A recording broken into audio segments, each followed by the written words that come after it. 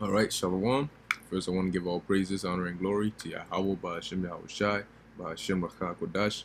Double honors to the apostles of Great Millstone, and peace and blessings to the elect. Through the Spirit, all right, I just wanted to, because I was meditating on this thought, okay, of this world getting more and more wicked and more vile, okay, and how much more vexing it is, all right, being in this world day by day, okay, and I just thought, man, if we could just get like a day in the kingdom, and just see what it's like, but then precepts started coming and hit me like, really, okay, to put this lesson together, all right, but really, if as much as we want the kingdom to come, okay, a part of that is being able to enjoy it forever, all right, forever and ever and ever, because right now, if any one of us was to let's say, just get a day to live in the kingdom, all right, and all its glory and everything for one day, but you have to return back here and wait till that time. Hey man, I keep it real with you, man. When you come back, you might just want to blow your brains out, okay? Because what it will do is it'll make this place that much more vexing. Here it is. Keep in mind, we haven't physically experienced the kingdom, okay? We haven't physically seen it with our eyes, all right? But just knowing, all right, that it's coming, and the glory and the joy that is gonna come with, makes our spirits even more vexed living in this place, all right? We're vexed right now already living in this place. So imagine going from 0 to 100 and then back to 0. Okay, that man, that's gonna be crazy, man. Because keep in mind, in the kingdom, we're gonna be holy. We're gonna get our bodies changed. We're not gonna sin anymore. We're not gonna go off. We're not gonna be subject to the flesh. Okay, so we're gonna be holy now.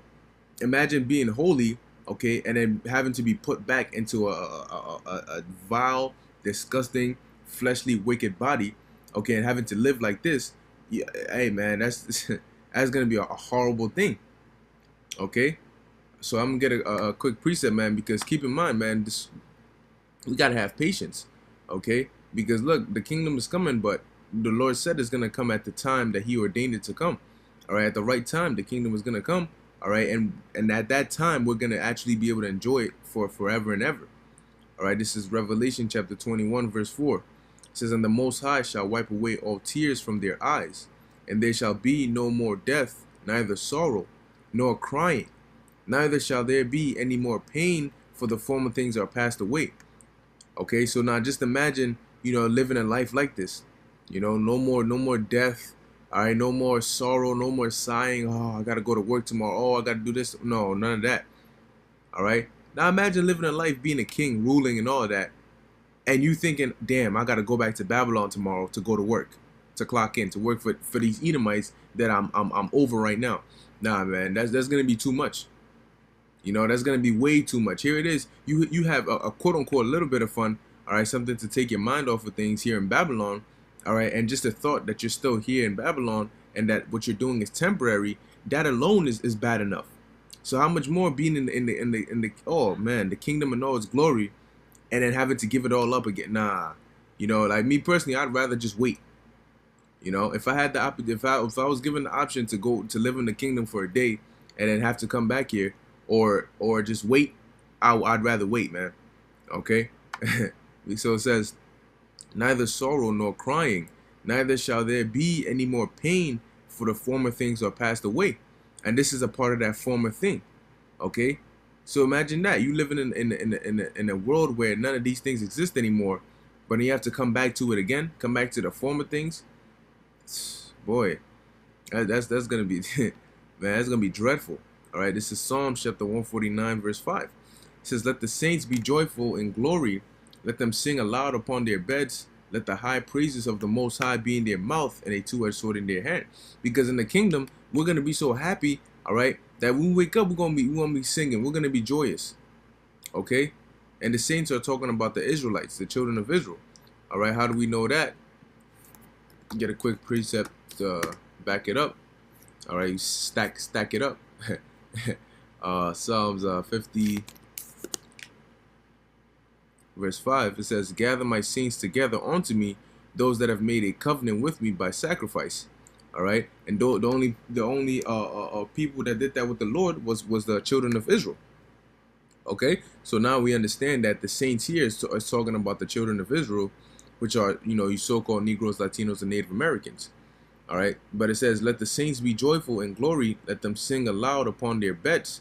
Why? Because we're gonna be rejoicing. All right, just like this doesn't compare, but just an example.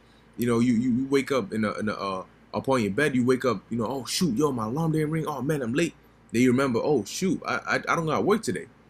Oh man, but it's gonna be infinite times more in the kingdom. All right, and it says to let the high praises of the Most High be in their mouth and a two-edged sword in their hand. What are we gonna use that sword for?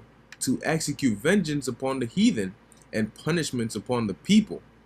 Okay, to bind their kings with chains and their nobles with fetters of iron, to execute upon them the judgment written. This honor have all his saints. Praise ye the Lord. This is going to be an honor. All right. And you know what I mean? Imagine having this just for one day though. Here it is. You got to pay back the heathens for what they did to you. But in the next day, you're going to go and work under a heathen who's now telling you what to do. You might not even be able to contain yourself. Okay. When the prophets saw the vision, okay, of what basically of this place of Babylon, they almost lost it.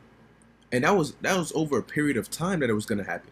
Now imagine having that happen just next day, split second.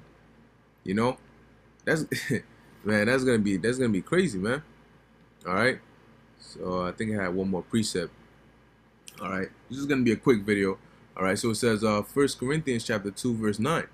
But as it is written, I have not seen, nor ear heard, neither have entered into the heart of man the things which the Most High hath prepared for them that love him. Okay, that's in the kingdom. Keep in mind, it says, I have not seen. So nothing that you've seen ever in your life, all right, is gonna compare to what's in the kingdom. Nor ear heard, neither have entered into the heart of man. When you look up the word heart there in the Hebrew is lab, which means your mind. Okay, so all these movies and all these ideas that people have come up with, none of it is going to be comparable, all right, or can compare to what the Lord has prepared in the kingdom, all right, for his elect, all right, really the nation of Israel, but starting with his elect. Okay, nothing you've dreamt about, nothing you've heard about, nothing you've seen in a movie, in a fantasy, nothing anybody has ever even thought of. All right, it's gonna compare, okay, to what the Lord has prepared for us. All right.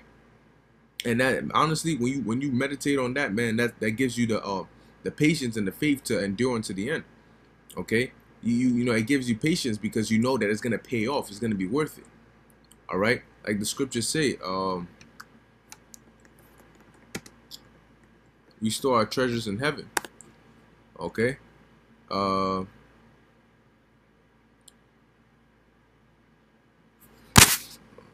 like it.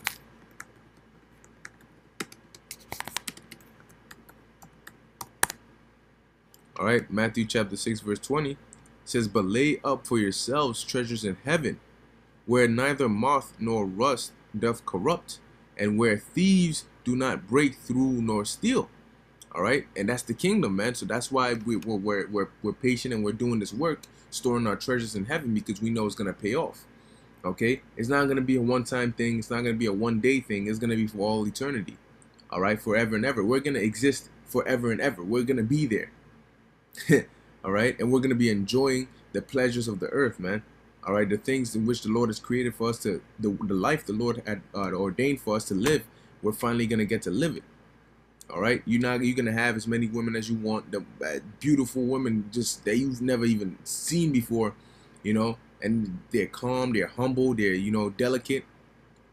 Now you lose your mind if you had that, and then you have to come back to this, having to now you got to use a condom, you gotta oh boy, you've seen how hideous these look, man. You think these Babylonian ratchet and clank looking hoes out here look bad now? Imagine going to the kingdom and then coming back and taking a look at them. You pull your hair out, the way they act and everything. Oh man, it'd be like a living nightmare, which it is. Okay, but it'd be crazy, man. Okay, But hey, that was just a quick thought, all right, that I was meditating on. Lord willing, it was edifying to the elect. See, this is really, I mean, one of the main reasons why we also endure, man. All right, for that kingdom, for the salvation, to escape the destruction coming to this place and to gain the rest. All right, the beautiful kingdom, the place where we can just enjoy life for all eternity and not just survive but live. All right, keep in mind that's hey man, that's a that's a great reward. Okay, because we're not doing this just for nothing. It's not, the Lord is going to give us something in return. All right, like Peter asked you, how Shai told him. All right, so hey, Lord willing, this was edifying to the elect, giving all praises, honor, and glory to Yahweh, Bahashem Yahweh Shai, Bahashem Rakha Kodash. Until next time, Shalom.